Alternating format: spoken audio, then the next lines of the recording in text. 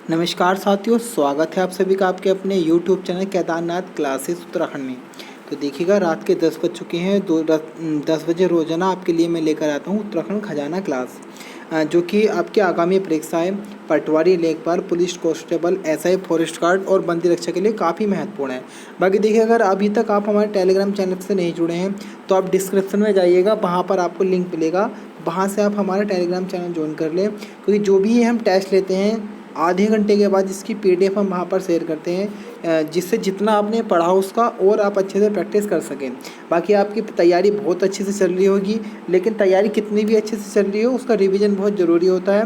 और रिवीजन करने का सबसे अच्छा माध्यम होता है प्रैक्टिस सेट। ये मैं रोज़ाना प्रैक्टिस सेट कराता हूँ। रोज़ मैं 40 क्वेश्चन कराता हूँ, लेकिन आज मैं आपको 25 क्वेश्चन कराऊँगा, क्योंकि मैं आपको बहुत सारे एक्स्ट्रा फैक्ट बताऊँगा क्वेश्चन के साथ ही।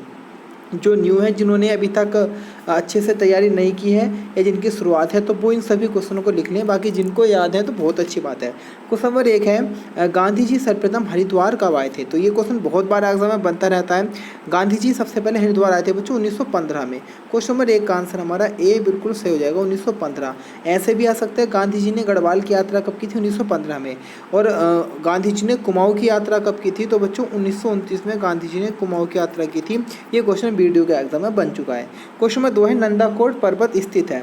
तो देखिएगा, अगर हम बात करें इस क्वेश्चन को, तो परीक्षा माणी के अकॉर्डिंग ये क्वेश्चन इस प्रैक्टिस सेट में गलत दे रखा है, क्योंकि नंदाकोट पर्वत की हम बात करें तो यह दोनों में स्थित है। चमोली और पिथौरागढ़ दोनों में स्थित है आपका नंदाकोट पर्वत। तो इसको आप सही कर लीजिएगा। अगर आपके पास भी प्रैक्टिस सेट है तो नंदाकोट पर्वत बच्चों हमारा चमोली और पिथौरागढ़ दोनों ही जिलों में आता है।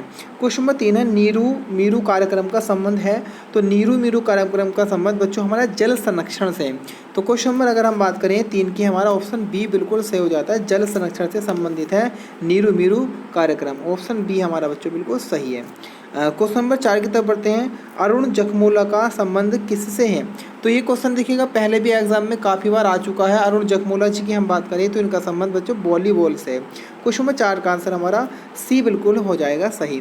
नेक्स्ट क्वेश्चन है, 1920-21 में असहयोग वन आंदोलन कहाँ हुआ था? तो ये हुआ था बच्चों टिहरी गढ़वाल में।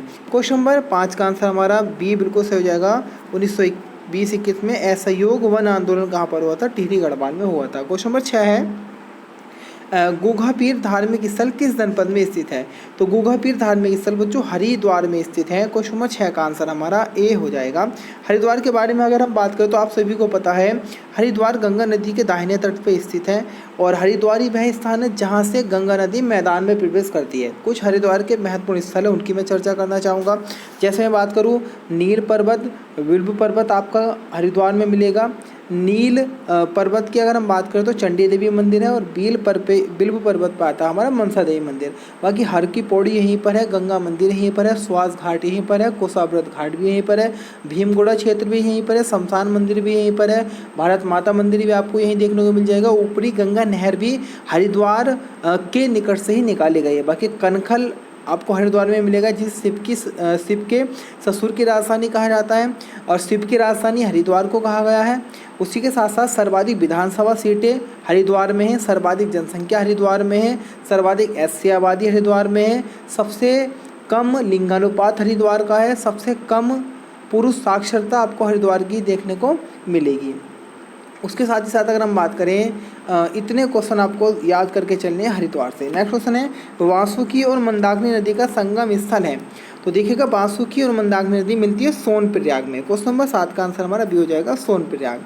क्वेश्चन नंबर 9 है, खोखरे का टीला कहाँ स्थित है? इस क्वेश्चन की तो मैं काफ़ी बार चर्चा भी करता रहता हूँ। खोखरे का टीला काशीपुर ऊधम सिंह नगर में स्थित है। काशीपुर की अगर हम बात करें तो प्राचीन नाम काशीपुर का गोवीशाण था। बाकी अगर हम बात करें, बारहसुंदरी देवी का मंदिर आपको काशीपुर में देखने को मिलेगा, जहाँ पर एक मेला लगता है चैत्र माह में, चैती मेला, और इस मेले में बोक्सा जनजाति बड़ा बढ़ चढ़ के हिस्सा लेती है। और बोक्साओं की देवी माना जाता है, या तो बालसुंदरी देवी आएगा या चामुंडा देवी के नाम से भी उन्हें जाना जाता है। बाकी अगर हम बात करें काशीपुर के बारे में, तो क्राफ्ट डिजाइन केंद्र आपको काशीपुर में मिलेगा। ये क्वेश्चन अभी हाल ही में उत्तराखंड ड्राइवर के एग्जाम में बन चुका है। साथ ही साथ अगर मैं बात करूँ, सबसे पुरानी सूती मिल आपको काशीपुर में देखने को मिल जाएगी। अंग्रेजों ने सबसे पहले भांग की फैक्ट्री भी काशीपुर में लगाई थी, और जिस समय यहाँ ब्रिटिश शासन चलता था तो काशीपुर की जो आपकी कपास थी वो बड़ी फेमस थी, पूरे भारत में इसको फेमस माना गया था काशीपुर की कपास को। और उसके साथ ही साथ गिरिताल आपको यहीं मिलेगा, द्रोणताल भी आपको काशीपुर में ही देखने को मिलेगा। क्वेश्चन नंबर 9 की तरफ बढ़ते हैं। क्वेश्चन नंबर 9 है, कर्णप्रयाग में संगम होता है अलकनंदा एवं किन नदियों का? तो अलकनंदा एवं पिंडर नदी का संगम आपको मिलेगा कर्णप्रयाग में। या तो यहाँ पे पिंडर आ जाएगा, या कहीं कभी कभी एग्जाम में पिंडर की जगह कर्णगंगा देता है, तो आपको दोनों याद करना है, पिंडर आएगा या फिर आएगा कर्णगंगा। तो ऑप्शन सी हमारा सही है। क्वेश्चन नंबर 10 है, लोसर जो कि तिब्बती नववर्ष माना जाता है और ये भोटिया जनजाति का एक महत्वपूर्ण त्यौहार भी है। वास्तव में लोसर क्या है? तिब्बती नववर्ष, और आपको पता होगा भोटिया जनजाति का टोटल संबंध है आपका तिब्बत से।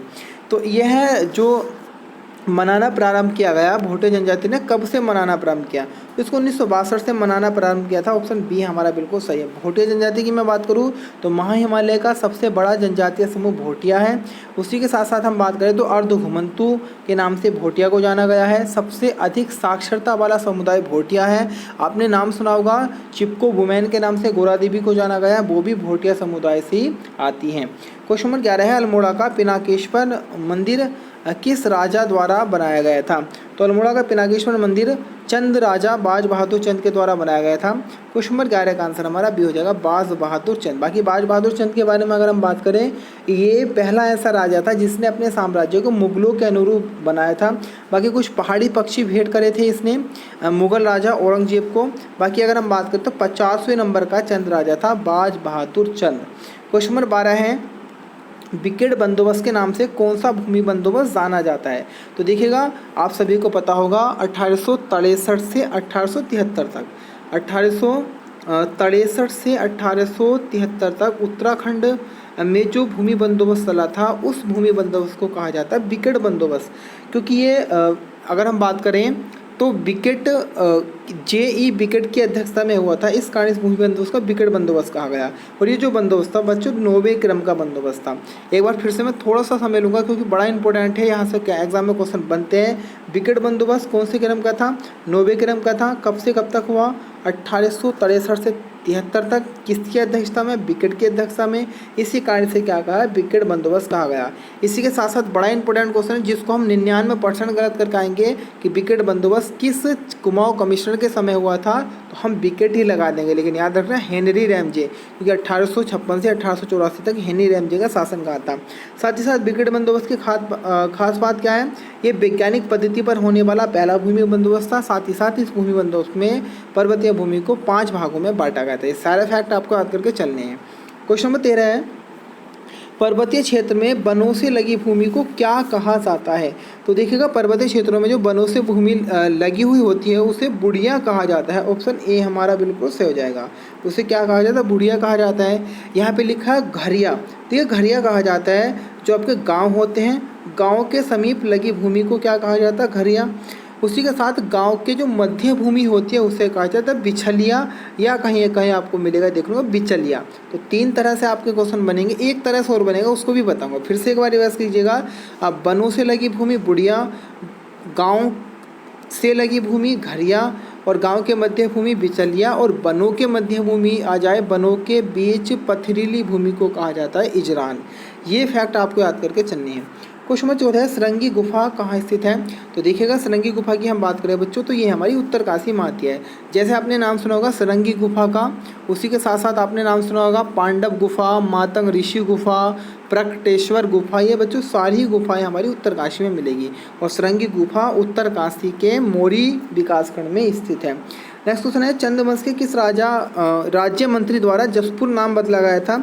तो शाहजहाँपुर के नाम से भी जाना गया है, और चंद राज्य मंत्री जसोदन ने जसपुर के रूप में इसको एक प्रकार से नाम बदला था। ऑप्शन बी हमारा सही है। क्वेश्चन नंबर 16 है, निम्न में से कौन सा मंदिर रानीखेत के पास स्थित है? अगर आपने ये प्रैक्टिस सेट दे रखा है तो इसका आंसर भी इसमें गलत दिया है।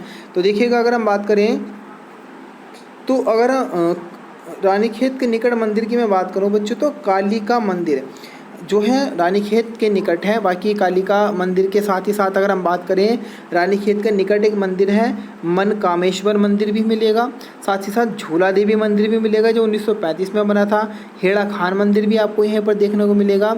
उसके साथ ही साथ बच्चों में बात करूँ रानीखेत के बारे में तो बड़े महत्वपूर्ण फैक्ट है क्योंकि एग्जाम में यहाँ से बनते रहते हैं। रानीखेत की मैं बात करूँ तो देखिएगा रानीखेत को 1869 में बसाया था हेनरी रैमजे ने। बाकी हम बात करें लॉर्ड मेयो का नाम सुना होगा, जिनके समय में भारत की पहली जनगणना हुई थी, तो लॉर्ड मेयो का भी प्रिय रहा है रानीखेत। बाकी अमेरिकी न्यायाधीश विलियम दोगल्स का नाम सुना होगा, उन्होंने इसे सर्वश्रेष्ठ हिल स्टेशन का दर्जा दिया था। बाकी अगर हम बात करें रानीखेत गाकस नदी के किनारे है, झूला पर्वत श्रृंखला में स्थित है और जिया रानी के प्रवास के कारण ही इसका नाम रानीखेत पड़ा था।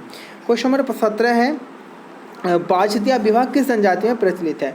तो देखिएगा आपने विवाह पद्धति का नाम सुना होगा। जैसे अगर हम बात करें बोई दी की एक विवाह पद्धति है, बोईदो दी की, और एक है बेबी की, और एक है बाजदिया।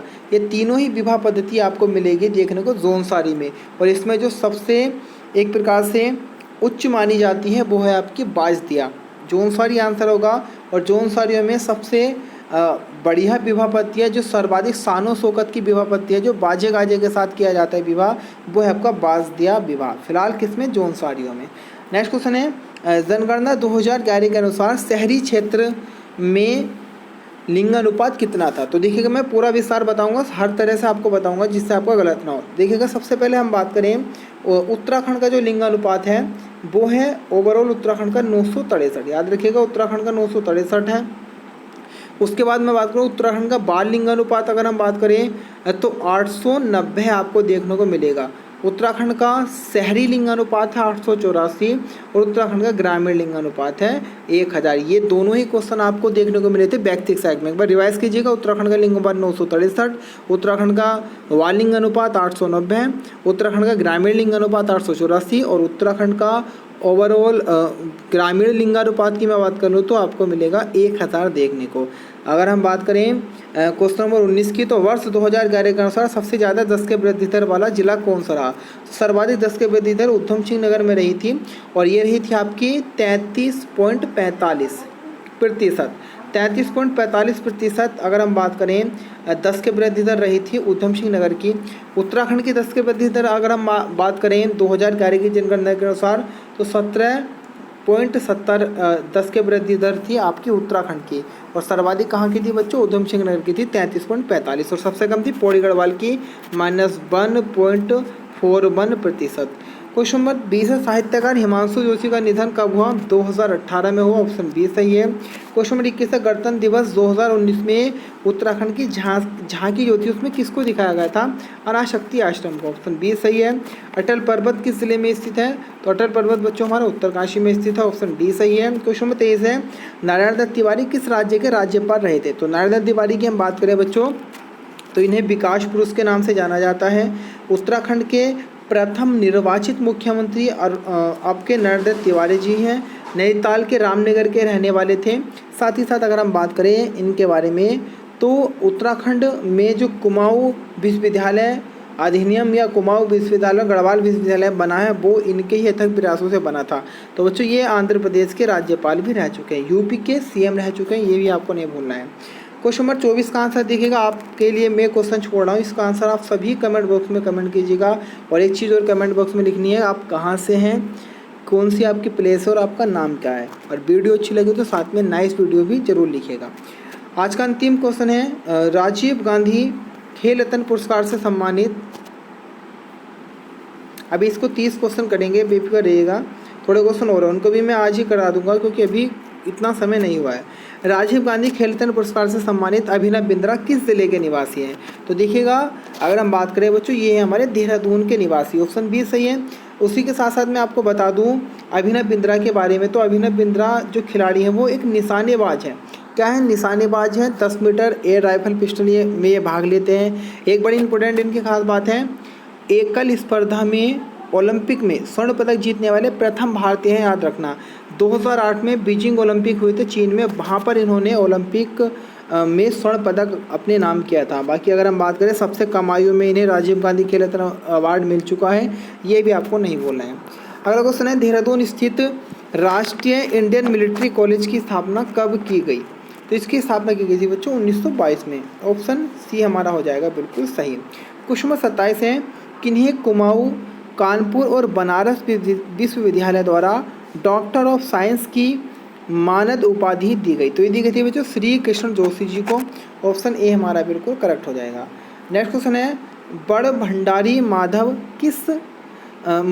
भंडारी माधव सिंह नाटक किसके द्वारा लिखा गया? तो लिखा गया था राजेंद्र धस्माना के द्वारा। क्वेश्चन नंबर 25 का आंसर हमारा बच्चों बी हो जाएगा। नेक्स्ट क्वेश्चन है भारत छोड़ो आंदोलन के दौरान सबसे पहले उत्तराखंड के किस व्यक्ति को नज़रबंद किया गया था? इसका क्वेश्चन भी मैं आपके लिए छोड़ता हूँ। 2 क्वेश्चन आपके लिए होगा, याद रखिएगा। बड़ा इंपॉर्टेंट क्वेश्चन है, पूरी व्याख्या करूँगा अगली वीडियो में। बहुत इंपॉर्टेंट क्वेश्चन आता है ये वाला। भारत छोड़ो आंदोलन तो पूरा टॉपिक ही दे रखा है उत्तराखंड के इतिहास में। अगला क्वेश्चन है बैरिस्टर मुकुंदलाल का संबंध किस जनपद से है? तो देखिएगा बैरिस्टर मुकुंदलाल जी की हम बात करें बच्चों तो इनका जो संबंध है वो चमोली ज़िले से है। बाकी अगर हम बात करें मुकुंदलाल संग्रहालय, बैरिस्टर मुकुंदलाल संग्रहालय आपको पौड़ी में मिलेगा देखने का, याद रखिएगा। और इनका संबंध कहाँ से, कहाँ इनका जन्म हुआ था? चमोली में। उत्तराखंड राष्ट्रीय प्रौद्योगिकी संस्थान इनकी नेशनल इंस्टीट्यूट टेक्नोलॉजी NIT का मुख्यालय हेडक्वार्टर कहाँ पर है? पौड़ी गढ़वाल में। ऑप्शन बी सही है। बीरचंद सिंह गढ़वाली औद्यानिक एवं वानिकी विश्वविद्यालय के नाम से पहले बीरचंद सिंह नाम कब जोड़ा गया? बड़ा इंपॉर्टेंट क्वेश्चन है, ये नाम जोड़ा गया था बच्चों 2015 में। ऑप्शन डी हमारा सही है। अगला क्वेश्चन है किस वर्ष गुरुकुल कांगड़ी विश्वविद्यालय को कांगड़ी गांव से हटाकर ज्वालापुर में स्थापित किया गया? तो देखिएगा सभी को पता है वर्ष 1900 ईस्वी में पंजाब के गुजरांवाला में स्वामी श्रद्धानंद जी के द्वारा गुरुकुल कांगड़ी विश्वविद्यालय की स्थापना की गई थी। 1902 में इसका मुख्यालय कांगड़ी गांव में लाया गया हरिद्वार के, तभी से इसका नाम कांगड़ी विश्वविद्यालय पड़ा था। उसके साथ 1924 में इसका मुख्यालय लाया गया हटाकर ज्वालापुर में। उसके साथ ही साथ हम बात करें 1962 में इसने अपना अगर हम बात करें हीरक जयंती मनाई और वर्ष 2002 में इसने अपना शताब्दी वर्ष मनाया था। ये आपको याद करके चलना है। अगला क्वेश्चन है उत्तराखंड में आयुष्मान योजना किसके नाम पर है? तो उत्तराखंड में आपकी जो है आपकी अटल आयुष्मान योजना अटल बिहारी वाजपेयी जी के नाम पे है, जिसके तहत 5 लाख रुपए का स्वास्थ्य बीमा कराया जाता है। ऑप्शन सी सही है। नेक्स्ट क्वेश्चन है नंदौर वन्यजीव विहार कब स्थापित हुआ? तो नंदौर वन्यजीव विहार की हम बात करें बच्चों सबसे नवीनतम वन्यजीव विहार है। ऑप्शन डी हमारा सही, 2012 में स्थापित हुआ था। क्वेश्चन नंबर नेक्स्ट है हमारा